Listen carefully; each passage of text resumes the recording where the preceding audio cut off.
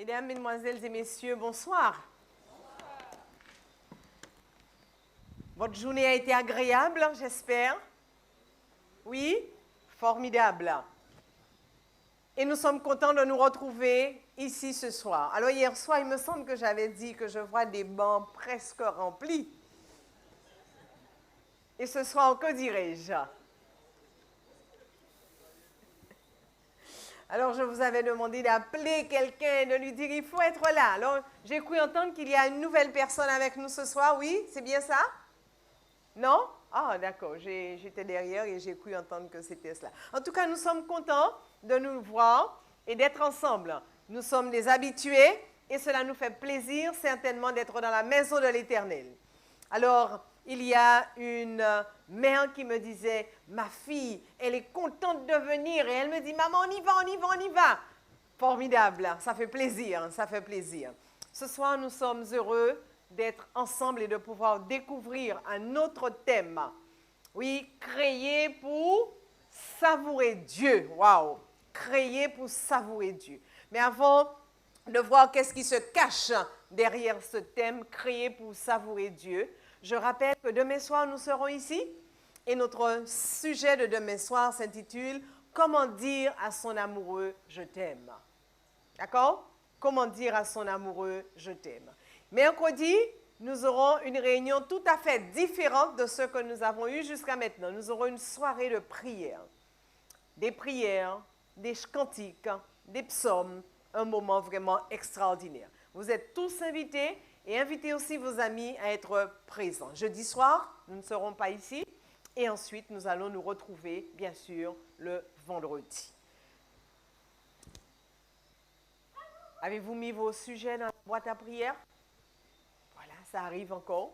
Nous nous rappelons que Dieu nous a dit de demander et il nous sera donné.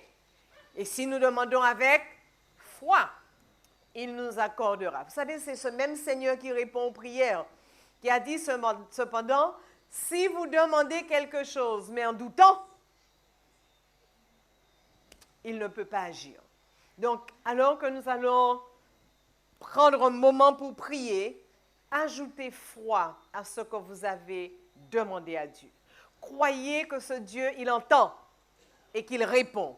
Et si nous ajoutons foi à la demande que nous lui faisons, si bien sûr c'est une demande qui est correcte, qui est dans ses plans, d'accord? Nous n'allons pas lui demander, Seigneur, tu vois comment le voisin m'embête, je voudrais que tu l'enlèves sur mon chemin.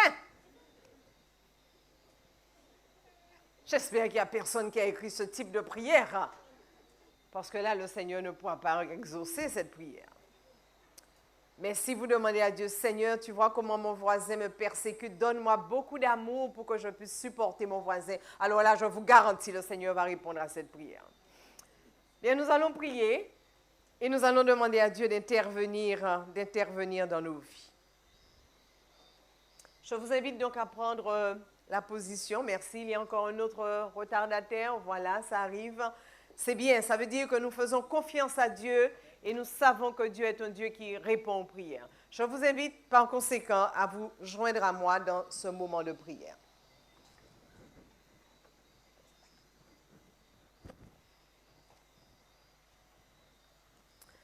Notre Seigneur et notre Dieu, comment ne pas te louer?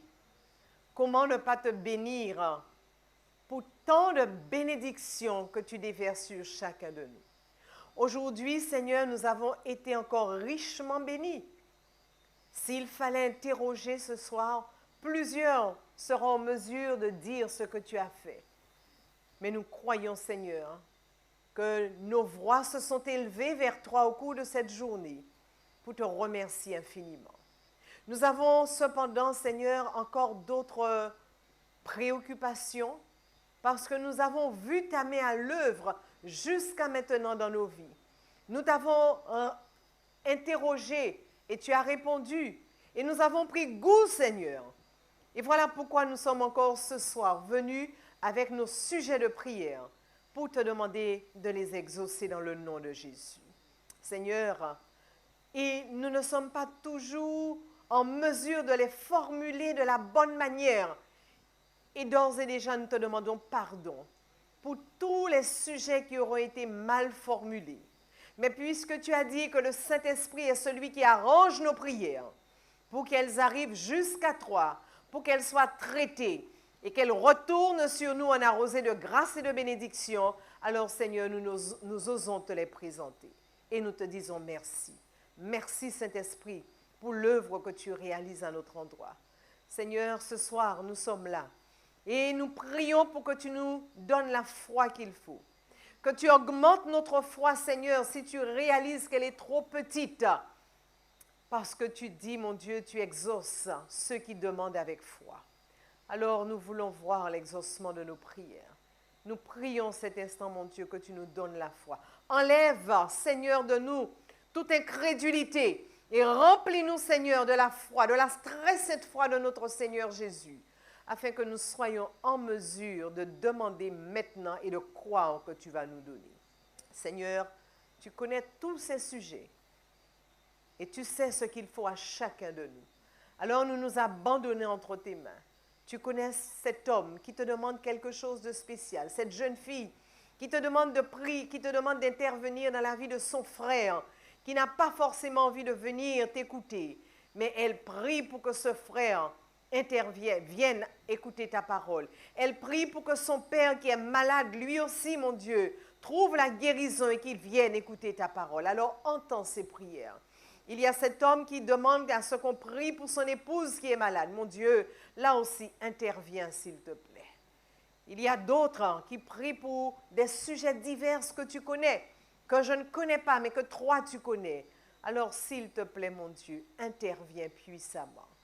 Il y a peut-être dans cette salle une amie, un ami qui nous visite depuis le début et qui s'interroge sur la décision à prendre. Seigneur, visite cette personne en ce soir et que ta parole produise l'effet escompté dans son cœur afin que cette personne accepte de marcher avec toi. Il y a quelqu'un d'autre, Seigneur, qui s'interroge et qui se demande que vont dire les autres s'ils acceptent de te servir.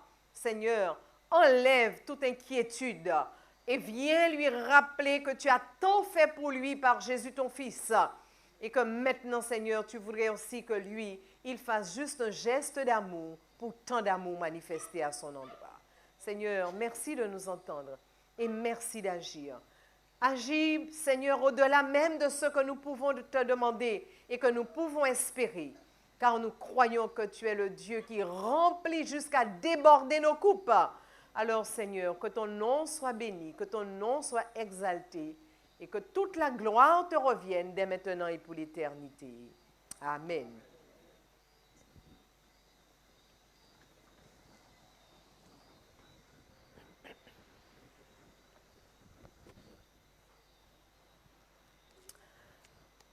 Créé pour savourer Dieu. Comment on peut savourer Dieu? Quelque chose, ça, hein? Savourer Dieu. Ce que je pourrais vous dire déjà, frères et sœurs, n'oubliez jamais que nous avons été créés pour beaucoup mieux que ce que nous vivons aujourd'hui sur la terre. Nous avons été créés pour mieux, pour beaucoup mieux que cela. Nous l'avons vu, Dieu ne nous a pas créés pour que nous soyons tristes. Et c'est la raison pour laquelle il nous dit, même au milieu des souffrances, même au milieu des tribulations, il est en mesure de nous donner la capacité d'être joyeux. Amen. Amen.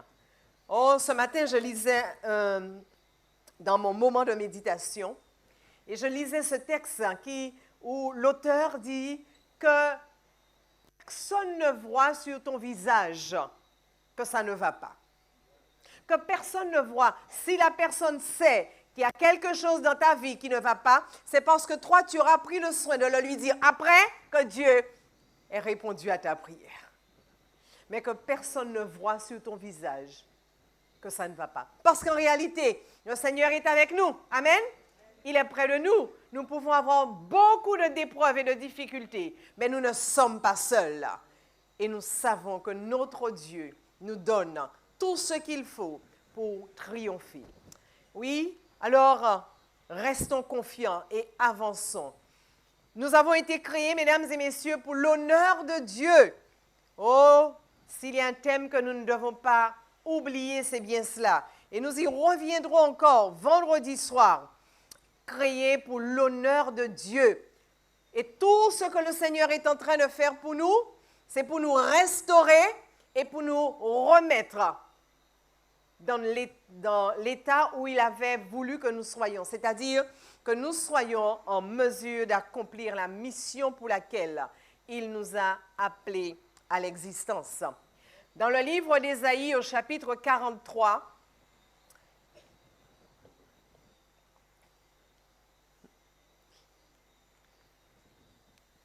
Ésaïe chapitre 43, verset 7, nous pouvons lire ce qui suit. « Tous ceux qui s'appellent de mon nom, dit l'Éternel, et que j'ai créé pour ma gloire, que j'ai formé et que j'ai fait. Tous ceux qui s'appellent de mon nom, dit Dieu, tous ceux que j'ai créés pour ma gloire, tous ceux que j'ai formés, tous ceux que j'ai faits. » Ainsi, le Seigneur nous rappelle que nous avons été créés pour sa gloire, nous avons été créés pour le glorifier. Nous n'avons pas été créés pour pleurer. Nous n'avons pas été créés pour être dans la tristesse. Nous n'avons pas été créés pour nous morfondre sur nos propres sorts. Nous n'avons pas non plus été créés, mesdames et messieurs, chers amis, pour nous occuper uniquement de notre petite personne. Il est important de confier nos dossiers à Dieu pour que nous puissions à notre tour glorifier notre Seigneur. Oui, nous avons été créés pour la gloire de Dieu. Alors, mais qu'est-ce que cela veut dire, créés pour la gloire de Dieu? Que signifie véritablement créer pour la gloire de Dieu? Alors, le mot gloire, kabod en hébreu, signifie gloire, honneur, splendeur, dignité, réputation. C'est tout cela à la fois. En d'autres termes, l'Éternel est en train de dire que nous avons été créés pour défendre son honneur. Nous l'avons dit au départ, mais maintenant nous le lisons. Ce n'est pas moi qui le dis, c'est Dieu lui-même qui le dit. Nous avons été créés pour défendre son honneur. Nous avons été créés, mesdames et messieurs, pour défendre la splendeur de Dieu, pour dire combien Dieu est grand. Nous avons été créés pour développer et représenter, j'ai envie de dire, sur cette terre, la dignité de Dieu, pour défendre la réputation de Dieu. Est-ce que nous sommes en train de réaliser cela dans nos vies? Défendre la réputation de Dieu, défendre l'honneur de Dieu, défendre la dignité de Dieu. Et vous comprenez, pour que nous puissions défendre Dieu de cette manière, pour que nous puissions véritablement vivre pour la gloire de Dieu, il nous faut connaître Dieu. Si nous ne le connaissons pas, nous ne pourrons pas le défendre. Nous ne pourrons pas défendre son honneur. Nous ne pourrons pas défendre sa réputation. Et malheureusement, il y a trop de personnes qui encore aujourd'hui se disent chrétiennes, mais qui ne connaissent pas Dieu. On ne connaît pas suffisamment ce Dieu. Et pourtant, nous devons le défendre. Oh, mesdames et messieurs, chers amis, Dieu va jusqu'à s'octroyer un temps pour nous instruire, parce qu'il sait que c'est important pour nous de passer du temps avec lui. Alors, c'est ce qu'il va faire. Lorsqu'il va créer Adam et Ève, eh bien, nous allons voir ensemble ce soir comment il va se donner du temps pour instruire Adam et Ève, parce que c'est important. Alors, parlons d'Adam et Ève un peu.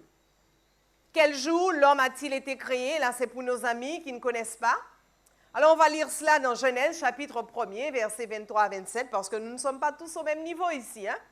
Dans la lecture de la Bible. Il y a de ceux qui découvrent, et nous devons avancer à petits pas aussi avec ces personnes. Alors, Genèse, chapitre 1er, nous lirons les versets 23 à 27. Ceux qui cherchent, je vois encore de ceux qui cherchent, je vais leur donner un temps pour qu'ils trouvent. Et c'est bien de chercher dans la Bible pour voir où c'est écrit. Alors, nous sommes à la toute première page de la Bible, Genèse, chapitre 1er, la toute première page, et nous lirons à partir du verset 23. Ainsi, il eut un soir et il eut un matin, ce fut le 5e jour. Donc, on vient de terminer le 5e jour. Je n'ai pas tout lu parce que ça prendrait du temps. Donc, au moins, on sait que maintenant, là où on se trouve, on a terminé le 5e jour. Et on continue à partir du verset 24. Alors, Dieu dit, donc forcément, c'est le 6e jour, puisqu'on a fini avec le 5e jour. Donc, le 6e jour, Dieu dit que la terre produise des animaux selon leur espèce, du bétail, des reptiles et des animaux terrestres selon leur espèce. Et cela fut ainsi. Le principe de création de Dieu, toujours le même, il parle et la chose arrive. Et on a vu la seule création que Dieu a fait avec ses mains, c'est Amen, amen. Ce qui prouve que l'homme est tellement différent et personne ne peut vous dire, mesdames et messieurs, que vous êtes des animaux. On avance. Verset 25. Dieu fit les animaux de la terre selon leur espèce, le bétail selon son espèce, et tous les reptiles de la terre selon leur espèce. Dieu vit que cela était comment? Bon. Verset 26. Alors Dieu dit maintenant, faisons l'homme à notre image, selon notre ressemblance, qu'il domine sur les poissons de la mer, sur les oiseaux du ciel, sur le bétail, sur toute la terre et sur tous les reptiles qui rampent sur la terre. Verset 27, Dieu créa l'homme à son image. Il le créa à l'image de Dieu. Il créa l'homme et la femme. Verset 28. Oh, j'avais dit jusqu'au verset 27. Donc voilà en quelque sorte ce qui se passe le 6e jour. Et on pourrait continuer bien sûr, ce qui se passe le 6e jour. Mais allons directement au verset 31 parce que toute la suite, c'est ce qui se passe au 6e jour. Donc Dieu va créer les animaux, les grands et les petits, les reptiles. Il va créer tout ce beau monde dans une partie de la journée du 6e jour. Et ensuite, il va créer l'homme. Il va créer l'homme. Verset 31. Dieu vit que tout ce qu'il avait fait, et voici, cela était très bon. Oh, cela était très bon. Ainsi, il eut un soir et il eut un matin, ce fut le 6e jour. Donc, l'homme a été créé. Nous pourrons donner la réponse à la question qui était posée. Quel jour l'homme a-t-il été créé? Eh bien, nous pourrons dire que l'homme a été créé le 6e jour, mais plus précisément, qu'est-ce que nous dirons? Au début, à la fin, à quel moment? On a envie de dire en tout cas dans la deuxième partie de la journée, n'est-ce pas? Puisque dans la première partie de la journée, Dieu va créer les animaux, il va prendre le soin de créer les animaux et par conséquent, l'homme va intervenir, va venir à l'existence bien sûr dans la deuxième partie de cette 6e journée. Donc, et remarquez, mesdames et messieurs avec moi, si vous regardez les autres versets de la Bible, Dieu dit qu'il y ait des jours. D'ailleurs, on va regarder, allons-y, regardons un peu plus haut. Lorsqu'on regarde au verset, par exemple, on va prendre quelques versets comme cela. Au verset 13, la Bible dit, il eut un soir et il eut un matin, ce fut le 3e jour. Verset 19, il eut un soir et il eut un matin, ce fut le 4e jour. Verset 23, on vient de le lire, il eut un soir et il eut un matin, ce fut le 5e jour. Donc, chaque jour, Dieu dit qu'il y eut un soir et il y eut un matin. Pourquoi j'insiste sur cette partie? Parce que plusieurs personnes ont du mal à accepter, en tout cas à comprendre et à accepter le temps, le nombre d'heures qu'il y a dans la journée de Dieu.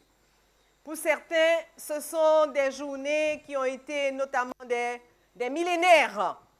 Mais la parole de Dieu déclare qu'il y eut un soir et il y eut un matin. Qu'est-ce qui est impossible à Dieu, mesdames et messieurs? Rien n'est impossible à notre Dieu. D'ailleurs, il ne prend pas le temps de confectionner, de faire, il parle. Et la chose arrive. Une fraction de seconde, j'ai envie de dire. Par conséquent, rien n'est impossible à notre Dieu. N'ayons pas de doute. La parole de Dieu dit qu'il y eut un soir et il y eut un matin, et ces choses se sont accomplies selon la volonté de Dieu. Ainsi, nous arrivons alors à la création, et à la fin de cette sixième journée,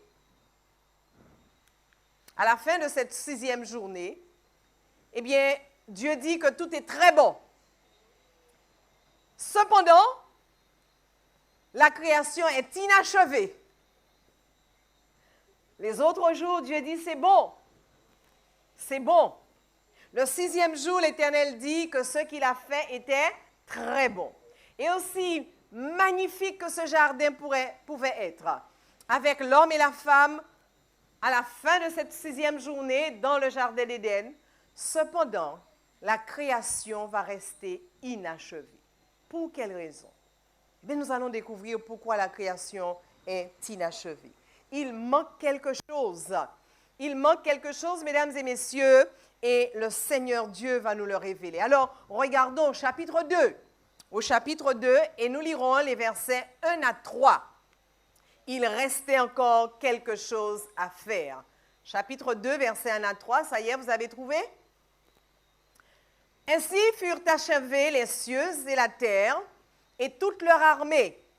Alors Dieu acheva au 7e jour son œuvre qu'il avait faite, et il se reposa au 7e jour de toute son œuvre qu'il avait faite.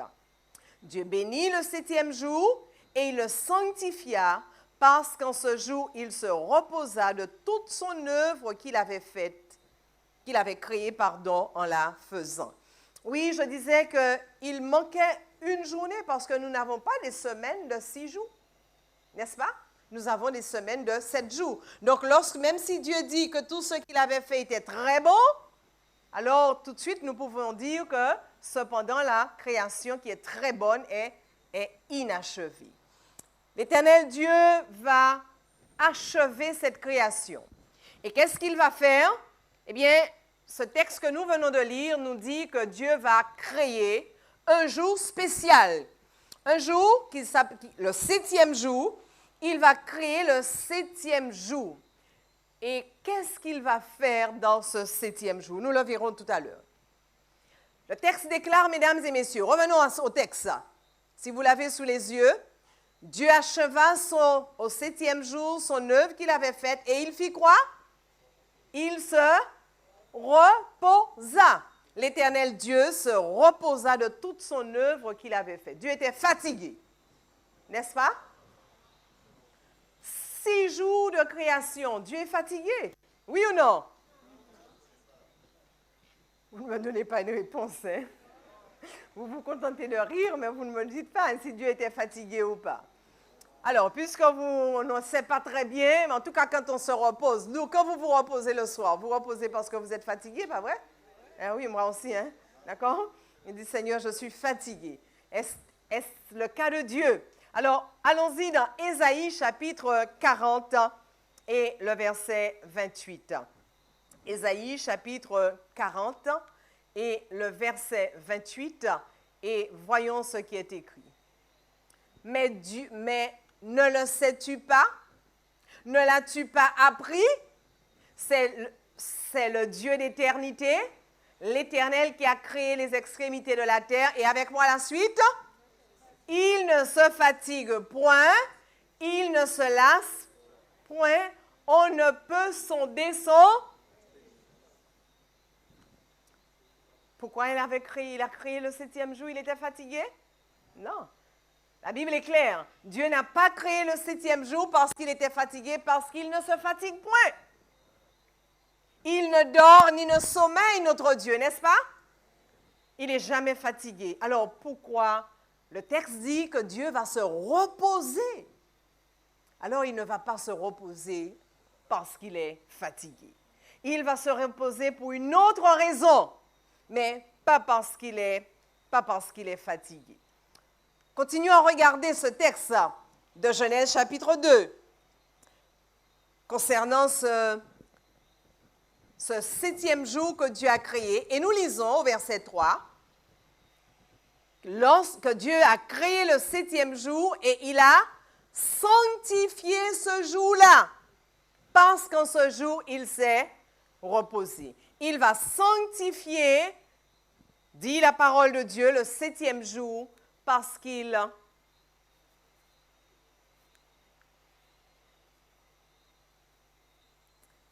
sanctifié le 7e jour parce qu'il s'est reposé.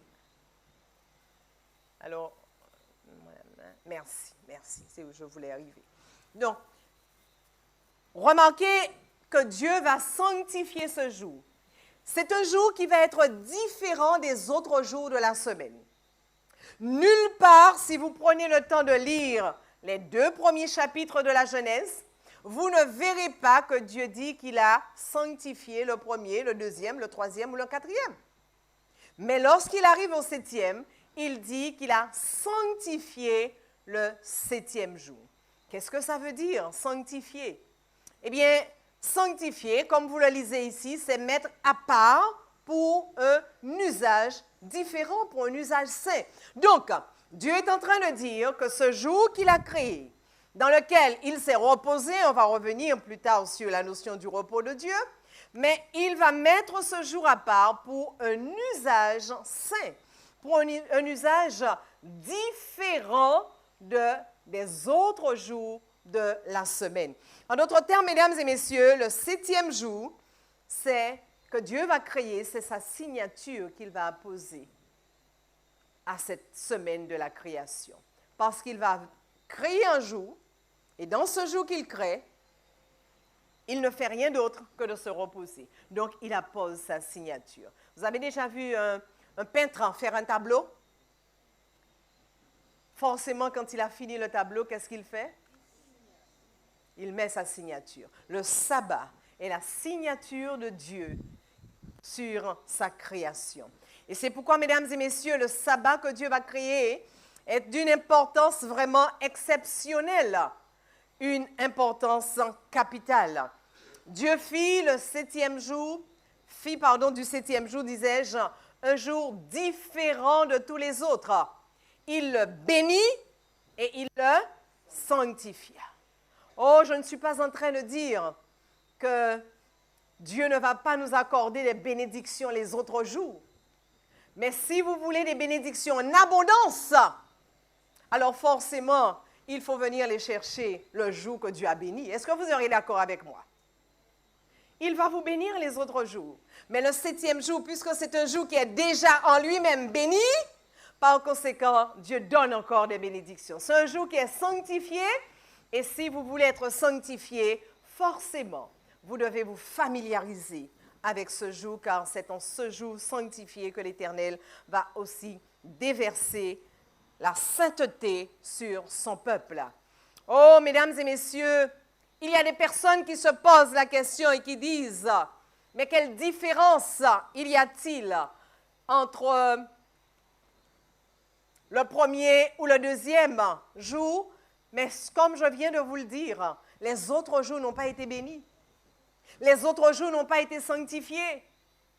Et par conséquent, quand Dieu dit qu'il s'est reposé, ce n'est pas la même chose s'il s'était reposé le premier ou le deuxième ou le troisième que de se reposer le 7e. Et nous aussi de même, si nous choisissons de nous reposer comme Dieu s'est reposé, nous ne pouvons pas nous reposer le premier, le deuxième, le troisième. Parce que Dieu dit c'est le 7e qu'il s'est reposé. Et puisque nous avons choisi de faire comme notre Dieu, c'est le 7e que nous aurons aussi à nous reposer. Vous êtes d'accord avec cela, mesdames et messieurs? Amen, amen, alléluia. Oui, donc, lorsque vous entendez certaines personnes dire, mais quelle différence? Qui différencie si on repose moi les premiers ou les deuxièmes ou les troisièmes? C'est même bité la même bagaille. Non, ce n'est pas du tout la même chose. Parce que ce jour-là, Dieu va le mettre à part, on l'a vu, pour un usage saint, pour un usage particulier. La Bible dit, chers amis, que lorsque Adam et Ève ont été créés, ils ont été créés à la fin ou à la deuxième partie du 6e jour. Et forcément, ils vont entrer dans le 7e jour, qui est le jour de l'Éternel. Ils vont entrer dans ce 7e jour. Ils ont à peine fini d'être créés. Adam a pu donner des noms aux animaux. Ensuite, il a vu qu'il n'y avait aucun qui lui ressemblait. Dieu a dit, alors je vais créer Ève.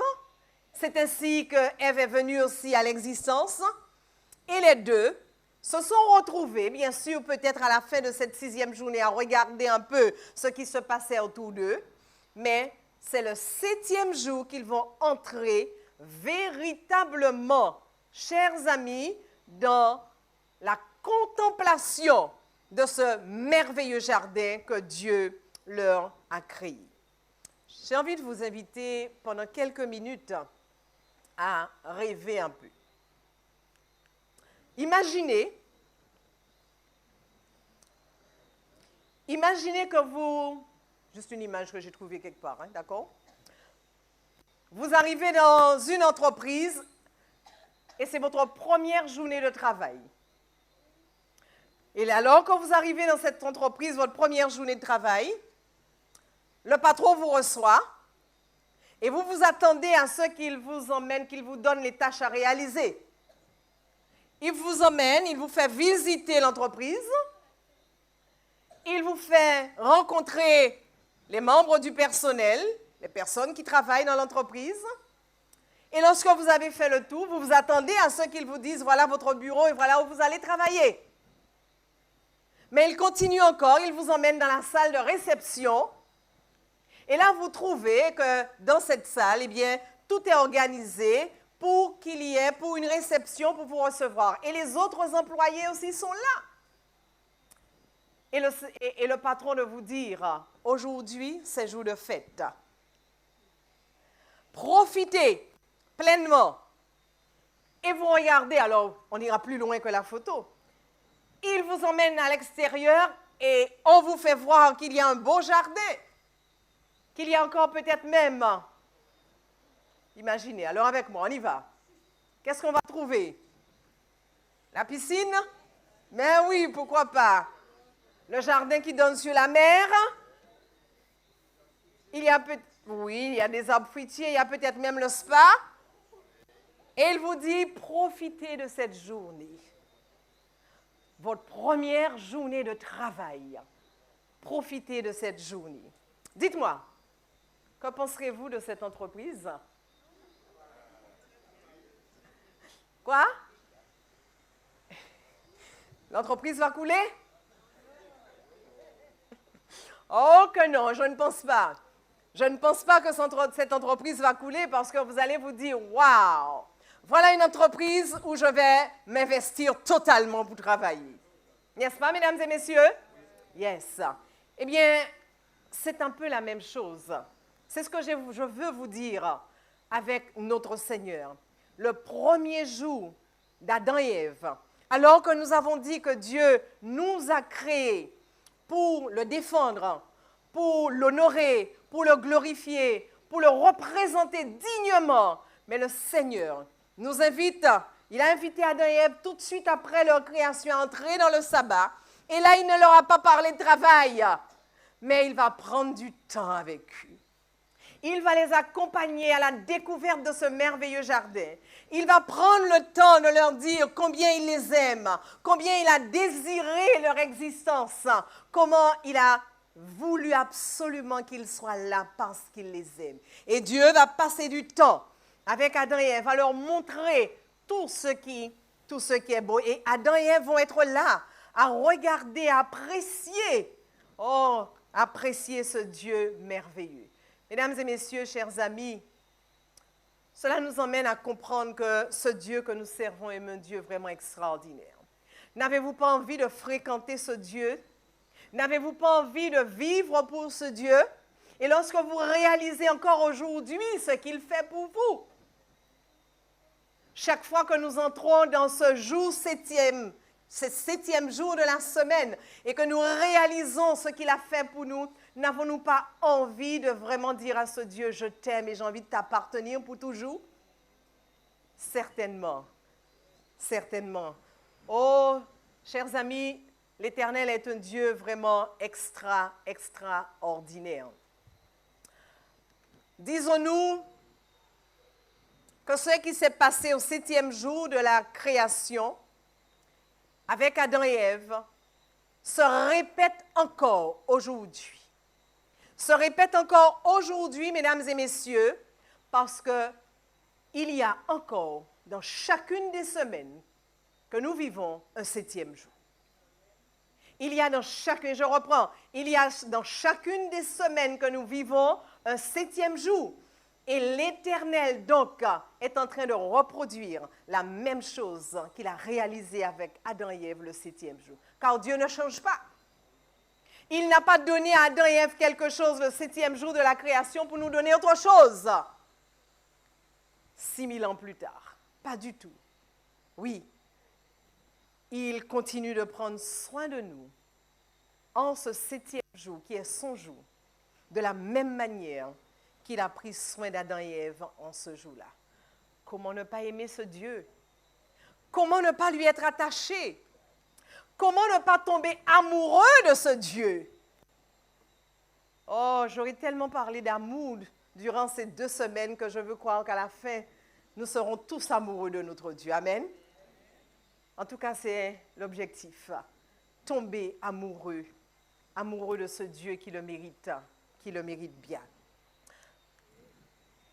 Quel est le nom de ce jour? On a parlé de septième, mais il a un nom. Et ce nom s'appelle Sabbat. Oui, Dieu avait dit c'est son jour de repos. On l'a vu. Il va se reposer, mais il a un nom. Et le nom, c'est le Shabbat, ou encore le sabbat. Le Shabbat en hébreu et le sabbat en français. Qu'est-ce que ça veut dire, Shabbat? Sabbat. Eh bien, en hébreu, ce mot veut dire cessation d'activité. Jour chômé. Et vous réalisez, mesdames et messieurs, que Adam et Ève, qui ont pris naissance le 6e jour en fin de journée, la première chose que Dieu leur offre, c'est un Shabbat, c'est-à-dire un jour chômé. Un jour chômé. Cessation d'activité. Mais qu'ont-ils fait pour cesser de travailler? Rien. Ils n'ont rien encore fait. Mais Dieu leur dit, je vous accorde un jour de cessation d'activité. Il n'est pas merveilleux, ce Dieu-là? En tout cas, je l'aime. Je ne sais pas pour vous, mais moi, je l'aime. Et plus je le fréquente, plus je découvre sa parole, plus je sens de l'amour monter en moi pour lui. Parce que je me dis, Seigneur, il est vraiment extraordinaire. Oui, mesdames et messieurs, Dieu va donner à ce jour le nom de sabbat. Après le péché et au fil du temps, les hommes vont commencer à oublier en quoi consiste ce jour.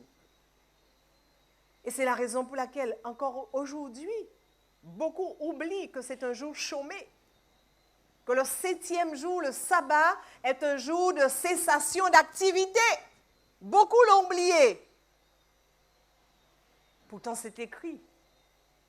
Et si vous allez chercher simplement dans un dictionnaire, vous allez sur Internet, vous écrivez Shabbat, vous allez trouver ce mot-là. La définition de Shabbat, c'est cessation d'activité, jour chômé. Et pourtant, beaucoup ne le savent pas. Alors, je disais qu'au fil des temps, eh bien, les hommes ont un peu oublié. Alors, qu'est-ce que Dieu va faire? Il va le leur rappeler. Allons-y dans Exode chapitre 20 et nous lirons les versets 8 à 11. Exode chapitre 20, versets 8 à 11. Voici ce que la parole du Seigneur déclare. Souviens-toi donc du jour du repos pour le sanctifier. Tu as oublié. Souviens-toi du jour du repos pour le sanctifier. Verset 9, on continue. Tu travailleras 6 jours et tu feras tout ton ouvrage. Mais le 7e jour est le jour du repos de l'Éternel ton Dieu. Et il insiste encore, le jour du repos de l'Éternel ton Dieu. Alors, puisque c'est un jour de repos, et on a dit, et c'est un jour de cessation d'activité, il insiste et il dit, tu ne feras aucun ouvrage, ni toi, ni ton fils, ni ta fille, ni ton serviteur, ni ta servante, ni ton bétail, ni l'étranger qui est dans tes portes. On continue? Car en 6 jours, l'Éternel a fait les cieux, la terre, la mer et tout ce qui est contenu. Et il s'est reposé le 7e jour. C'est pourquoi l'Éternel a béni le jour du repos et il l'a sanctifié. Oh, chers amis, tout ce que je viens de dire a été repris ici. Et vous réalisez alors que Dieu, il ne se contredit pas.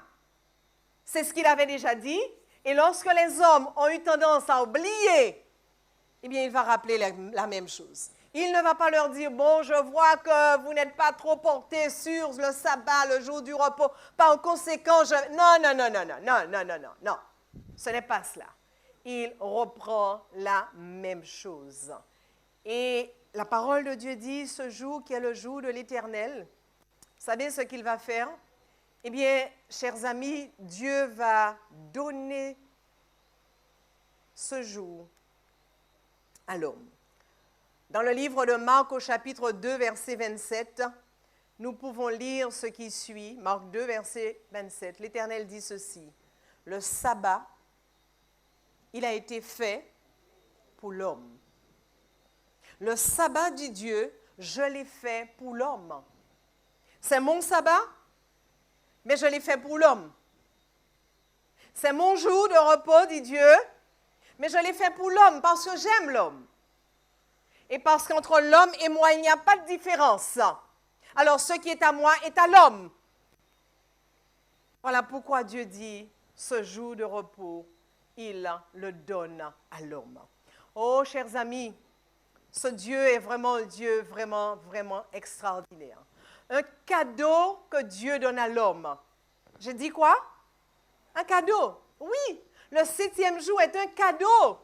Le sabbat est un cadeau. Ce n'est pas un jour pour nous embêter. Ce n'est pas un jour pour nous faire perdre du temps. Ce n'est pas un jour pour nous empêcher de réussir à l'école. Non. Dieu dit que le 7e jour est un cadeau. Avez-vous vu Dieu donner un cadeau empoisonné? Jamais. Jamais. Donc, lorsque l'Éternel Dieu dit que le 7e jour est un cadeau, c'est un cadeau vraiment qu'il donne à l'homme. Et ce n'est pas un cadeau pour l'embarrasser. Ce n'est pas un cadeau pour l'emmener en arrière plutôt que de le faire progresser. Bien au contraire, c'est un cadeau pour l'aider à croître. Et beaucoup parmi ceux qui sont ici en ce soir ont expérimenté cela. Beaucoup ne sont jamais allés dans une salle de classe un samedi. Et ils ont réussi, oh les mains, alléluia, gloire à Dieu. Beaucoup qui ont une entreprise n'ont jamais travaillé un samedi. Et leur entreprise marche, et ils font leur chiffre d'affaires, et ils sont bien devant l'Éternel. Amen. Alléluia. Lorsque l'Éternel donne un cadeau, c'est vraiment quelque chose de bien. Et ce cadeau qu'il donne, c'est un cadeau parce qu'il veut nous emmener dans le repos. Juste avant, mesdames et messieurs, chers amis, le sabbat que l'Éternel donne est quelque chose qui nous met la joie dans le cœur. Le sabbat est un jour de joie, car le sabbat est un jour de repos. C'est un jour où on va s'asseoir aux pieds de Jésus. Un jour où on va passer du temps avec l'Éternel. Un jour de communion avec lui. Un jour, mesdames et messieurs, où on va mettre le travail de côté. On va mettre les leçons de l'école de côté. On va mettre le portable et tous les messages qui arrivent qui n'ont pas de relation, de lien avec notre Dieu. On va le mettre de côté. C'est un jour, on va même fermer la radio et la télévision parce qu'on veut être en connexion avec Dieu. Amen. C'est un jour où on va oublier dans sa tête même la notion du travail. Parce que ça ne sert pas à grand-chose de s'arrêter physiquement et que la tête continue à fonctionner en se disant, mais quand est-ce que ce sabbat va s'arrêter? Non, non. Lorsqu'on est dans le repos de l'Éternel, on est dans la joie. On est content, on est heureux. Et ceux qui étaient présents ici samedi, eh bien, vous avez vu comment ça se passe. Parce qu'on peut vivre ce sabbat avec les frères, on peut vivre ce sabbat seul, en famille, ou seul tout simplement avec l'Éternel. Quel que soit, parce que les trois font partie aussi de ce moment de célébration. La grande famille, la petite famille et aussi seul. Mais quel qu'en soit, c'est un jour de joie. C'est un jour d'allégresse. C'est un jour d'alléluia joyeux parce qu'en réalité, on est en connexion avec l'Éternel. Oh, chers amis, je crois que ceux et celles qui n'ont pas encore vécu le sabbat, eh bien, j'ai envie de leur dire, il vous tarde de vivre quelque chose. Non pas un moment. Alors, samedi dernier, pendant la semaine, j'ai annoncé ceux qui ne pouvaient pas venir depuis 8h45 pouvaient venir à 10h. Mais je ne vais plus dire cela, hein? Parce qu'aujourd'hui, je vous appelle à vivre le sabbat de l'Éternel. Par conséquent, à mettre le travail de côté ce jour-là. Alors, je vois de ceux qui me regardent et qui disent, mais comment je vais faire? L'Éternel a une solution. Que va dire mon patron? L'Éternel a une solution pour le patron. Que va dire? Qu'est-ce que mes amis, mes parents vont dire? L'Éternel s'occupera de cela. Si vous choisissez de faire ce que Dieu vous demande, soyez rassurés, il vous accompagnera et il vous permettra d'aller jusqu'au bout. Oui, chers amis, le sabbat a été créé, et je le répète, pour savourer Dieu. Pour savourer Dieu, pour passer du temps avec Dieu, pour délecter Dieu. J'ai envie de dire, hein, de se délecter de ce Dieu-là. Ça vous est déjà arrivé de savourer quelque chose? Une glace? Non? On n'aime pas les glaces ici, hein? Qu'est-ce que vous savourez? Hein? Un jus de canne bien glacé, d'accord. Et quelqu'un d'autre, hein? Pensez à ce que vous savourez. Eh bien, hein? Forêt noire, ok, d'accord. Bon, je ne sais pas si tout cela, je sais pas si c'est bon pour la santé, hein, bon, mais oui, d'accord. Mais c'est ce que vous savourez pour le moment. En tout cas, l'idée, c'est de savourer, d'accord? Et alors que vous êtes en train de penser à comment vous savourez, regardez avec moi ce que veut dire savourer. Le mot savourer signifie faire quelque chose avec lenteur, pour mieux l'apprécier. D'accord? Alors, je ne sais pas, tu dois boire ce jus de canne à petite gorgée, sans doute. Celui ou celle qui savoure la glace va lécher la glace. On ne va pas la mordre, on ne va pas mordre dedans, hein, parce qu'il faut qu'elle dure. Hein. Et plus on voit qu'elle descend, si ce sont des glaces encornées, alors on regarde, hein, d'accord, on regarde cela et on dit, waouh, il faut que je prenne encore du temps, il ne faut pas que ça se termine. Pourquoi? Parce que c'est faire quelque chose avec de la lenteur pour mieux l'apprécier. Pour mieux l'apprécier. Ou encore, dit le texte, c'est goûter à quelque chose de manière à prolonger le plaisir, afin de le rendre comment? Ah, il manque un P. Afin de le rendre plus intense. Plus intense. Ben voici, c'est ça le sabbat, mesdames et messieurs.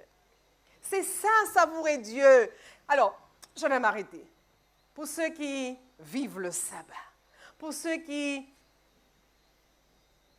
s'arrêtent de travailler le jour du sabbat pour être avec Dieu, est-ce que vous savourez le sabbat de cette manière? Ne me répondez pas. Je veux seulement qu'à partir d'aujourd'hui, que le sabbat soit pour nous un jour bien différent de ce que nous vivons. Un jour où nous allons nous délecter de Dieu. Un jour où nous allons savourer Dieu. Alors j'ai entendu, c'est trop court. Oui, parce qu'il y a... Mais dans ce qu'il y a à faire, retenons, c'est d'être en cette connexion avec Dieu. Donc à nous, charge à nous de ne pas charger ce sabbat. Pour qu'il soit un jour agréable. Un jour, en tout cas, on prend du plaisir. Un jour, on aime à se retrouver en la présence de Dieu. Oui, mesdames et messieurs, chers amis, le sabbat est aussi un jour qui nous rappelle notre appartenance. Un jour qui nous rappelle notre appartenance. Et on va lire dans le psaume 16, verset 11. Et au psaume 34 aussi, le verset 9. Alors, psaume 16, verset 11. Tu me feras connaître le sentier de la vie, car il y a d'abondantes joies devant ta face. Il y a devant ta face quoi? Des délices éternelles. Vous comprenez pourquoi c'est un jour formidable? Être en la présence de Dieu, c'est de recevoir des délices éternelles, des délices qui ne s'arrêtent jamais. Par conséquent, comment ne pas être bien en la présence de ce Dieu? Psaume 34 et le verset 9. Là aussi, il est dit, sentez et voyez combien l'Éternel est bon. Heureux l'homme qui cherche en lui son refuge. Heureux l'homme qui cherche à être en la présence de Dieu et qui passe cette journée de sabbat avec l'Éternel. Oui, chers amis, je disais que le sabbat est aussi un jour, qui nous rappelle notre appartenance, qui nous dit qui nous sommes. Un jour où nous savons que c'est Dieu qui nous a appelés à l'existence. Aujourd'hui, nombreux sont ceux qui disent aimer Dieu, nombreux sont ceux qui croient en ce Dieu, mais qui ne sanctifient pas le jour du sabbat, qui ne s'arrêtent pas du tout sur ce jour-là. C'est pourquoi l'Éternel, on pourrait se demander, est-ce que Dieu a changé? Est-ce que l'Éternel a changé? Alors voici ce qui est dit au psaume 89, verset 35. Le Seigneur dit ceci, « Je ne violerai point mon alliance. Je ne changerai pas ce qui est sorti de mes lèvres. Je ne violerai pas mon alliance et je ne changerai pas ce qui est sorti de mes lèvres. » En d'autres termes, Dieu est en train de dire ce qu'il a dit depuis le premier jour, le 7e jour de la création.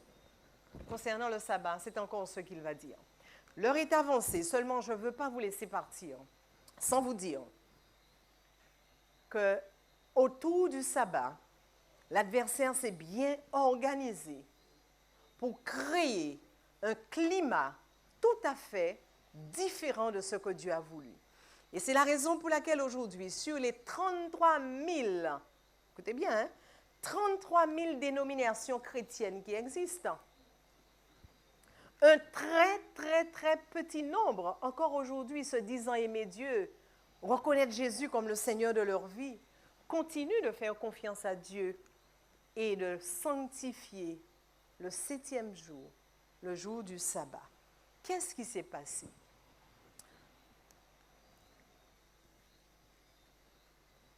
Dans un ouvrage intitulé « La foi de nos pères », voici ce qu'un cardinal du nom de James Gibbon déclare. « Vous pouvez lire la Bible depuis la Genèse jusqu'à l'Apocalypse et vous n'y trouverez pas un seul verset vous autorisant à sanctifier le dimanche comme jour de repos. Parce que la majorité des chrétiens aujourd'hui, c'est le dimanche qu'ils gardent comme jour de repos. Un cardinal, ce n'est pas un croyant qui garde le sabbat.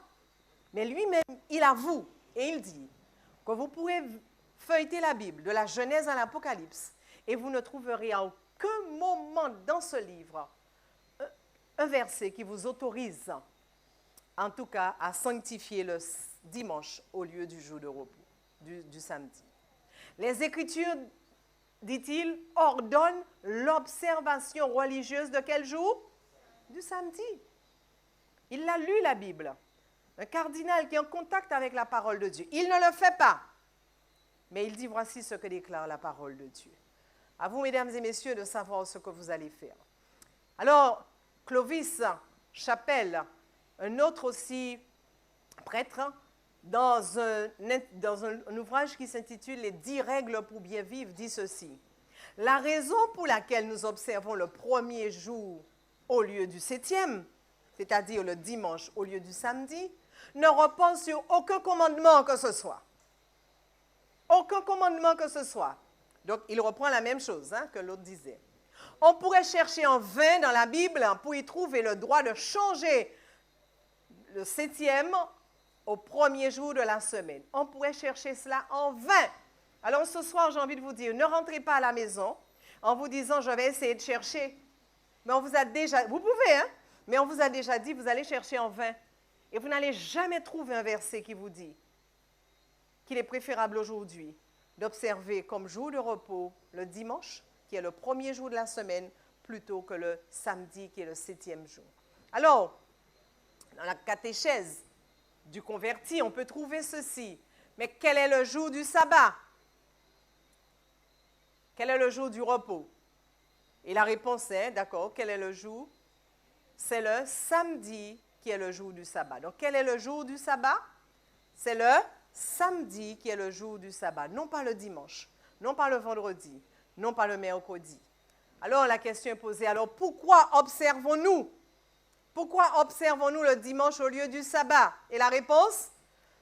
Parce que c'est l'Église catholique qui a transféré la solennité du sabbat au dimanche. Cela n'existe pas dans la Bible, mais l'Église a décidé de faire quelque chose et d'entraîner une majorité de chrétiens dans ces rouages. Alors, ils finissent en disant ceci: les gens qui croient que les Écritures devraient être la seule autorité devraient logiquement devenir adventistes du 7e jour et sanctifier le samedi. Je ne suis pas en train de faire de la publicité pour l'Église adventiste du 7e jour. Je suis simplement en train de dire ce que des hommes ont constaté et ont dit eux-mêmes. Si nous aussi, mesdames et messieurs, nous croyons que la Bible est notre seule règle de foi et que par conséquent, nous ne pouvons pas accepter ce qui a été dit ailleurs, alors la parole de Dieu dit que nous devrions tous être des adventistes, en tout cas du 7e jour, c'est-à-dire accepter le 7e jour comme le jour du repos. C'est pourquoi l'Éternel dit, souviens-toi de ce jour-là, souviens-toi de ce jour du repos. Alors ce soir, j'ai envie de vous dire, puisque la Bible est au-dessus de tout, puisque la Bible, mesdames et messieurs, est la parole de Dieu, alors je vous invite, vous aussi, à choisir de sanctifier le jour du repos, à choisir de mettre de côté ce jour-là, puisque c'est dans ce jour que Dieu a béni, qu'il vous bénira. C'est dans ce jour qu'il a sanctifié, qu'il vous sanctifiera. C'est dans ce jour qu'il se délectera avec vous. C'est dans ce jour qu'il vous conduira sur les hauteurs. Alors, que ferez-vous? Qu'allez-vous faire de toutes ces révélations? Est-ce que vous allez décider de suivre le Seigneur dans ce qu'il a institué ou de continuer à marcher dans vos voies, dans les voies qu'on vous a toujours enseignées? Je comprends, certains sont en train de se dire, mais c'est dur, pasteur, c'est difficile, du jour au lendemain. Que le Seigneur continue de vous éclairer. Et puisqu'il est celui qui convainc, je vais lui demander ce soir de vous convaincre. De vous convaincre d'aller dans la direction qu'il veut pour vous. Parce que lorsqu'on choisit Dieu, on choisit la vie. Lorsqu'on choisit Dieu, on choisit le bonheur. Lorsqu'on choisit Dieu, on choisit la vie éternelle. Alors je vais vous inviter à vous tenir debout et je vais prier avec vous.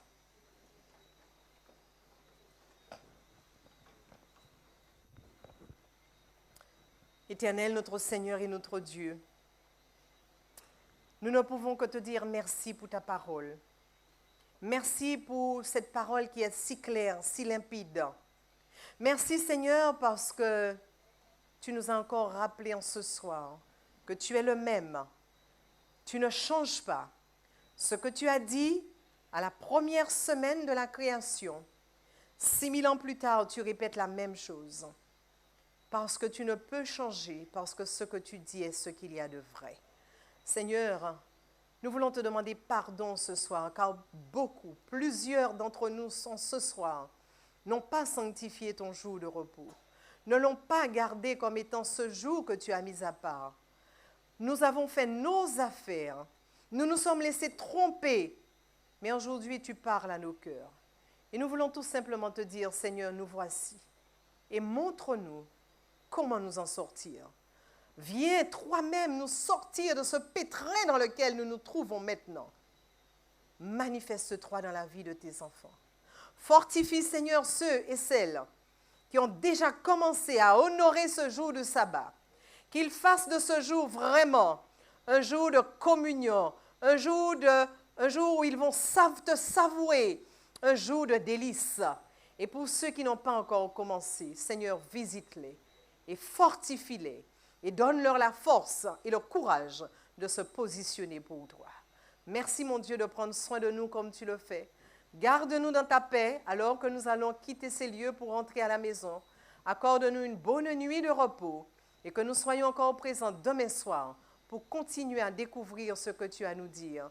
Je t'ai prié dans le nom de Jésus, ton Fils, et pour ta seule gloire. Amen.